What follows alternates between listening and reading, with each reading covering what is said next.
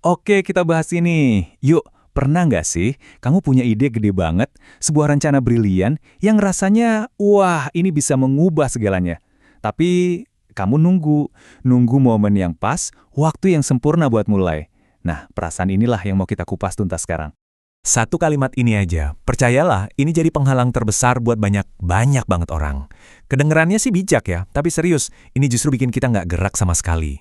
Nah, dalam beberapa menit ke depan, kita bakal lihat persis gimana cara ngelewatin ini. Oke, kita mulai dari bagian pertama. Menjelajahi sebuah siklus menunda yang, umum banget. Saya suka nyebutnya jebakan siap. Ini tempat di mana mimpi-mimpi keren itu seringnya mati bahkan sebelum sempat lahir. Coba deh, pikirin sebentar. Pasti ada satu ide, satu proyek, atau satu rencana di kepala kamu sekarang. Sesuatu yang bikin kamu semangat, tapi ya gitu, masih disimpan aja di otak. Coba pegang ide itu, ya, sambil kita lanjut. Nah, ini dia, alasan paling klasik nomor 1. Kita sering banget mikir, nantilah kalau kameranya udah bagus. Kita yakinin diri sendiri kalau kita tuh nggak bisa mulai karena alat yang kita punya sekarang belum cukup oke. Terus, abis itu apa? Ini dia lanjutannya. Duit, modal. Kita yakin banget kita butuh lebih banyak uang buat ngambil langkah pertama. Mikirnya, coba aja modal gue lebih gede, kan gitu kan? Lalu yang ketiga, dan ini mungkin yang paling bahaya, ngerasa ilmunya kurang. Kita mikir harus baca satu buku lagi lah, ikut satu kursus lagi, nonton satu tutorial lagi, baru deh ngerasa pantas buat mulai. Kamera, modal, ilmu, ujung-ujungnya semua alasan itu cuma cara lain buat ngomongin kalimat sakti yang bikin kita diam di tempat. Nanti, kalau saya sudah siap. Padahal ini cuma ilusi loh, yang bikin kita nggak kemana-mana. Jadi, gimana kalau kita lawan aja ide soal siap ini? Gimana kalau nunggu sempurna itu justru strategi yang salah total? Yuk, kita lihat cara mikir yang beda banget soal sukses.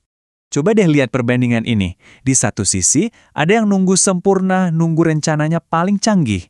Tapi di sisi lain, kunci menangnya itu justru simpel. Siapa yang mulai paling cepat? Itu poin krusialnya. Nah, disinilah kita nemuin solusinya. Kita harus geser mindset. Dari yang tadinya nunggu pasif, jadi aktif melakukan sesuatu. Inilah yang namanya kekuatan eksekusi. Eksekusi itu bukan cuma langkah terakhir ya. Justru inilah prosesnya. Anggap aja eksekusi ini mesinnya, yang bikin kita belajar, beradaptasi, dan akhirnya benar-benar maju. Tanpa eksekusi, rencana paling hebat sekalipun, ya cuma jadi angan-angan aja. Dan ini cara kerjanya keren banget siklusnya. Pertama, eksekusi. Lakuin aja. Dari situ kan kita dapat data, pengalaman, masukan. Nah, kita jadi belajar. Terus dari hasil belajar itu, kita jadi lebih pintar, lebih baik, kita berkembang. Nggak mungkin kita bisa belajar atau berkembang kalau langkah pertamanya aja nggak pernah kita ambil. Oke, sekarang kita ngomongin soal waktu, soal urgensi. Karena setiap kali kita menunda, itu ada harganya loh. Di dunia nyata, waktu itu jalan terus. Dan kesempatan itu nggak bakal nungguin kita. Ini nih kebenaran yang nusuk banget. Waktu kita masih sibuk nyusun rencana yang ribet, nunggu siap, orang lain di luar sana udah lari duluan. Mereka udah eksekusi, udah belajar, udah berkembang, dan lagi ngambil kesempatan yang mungkin tadinya buat kita.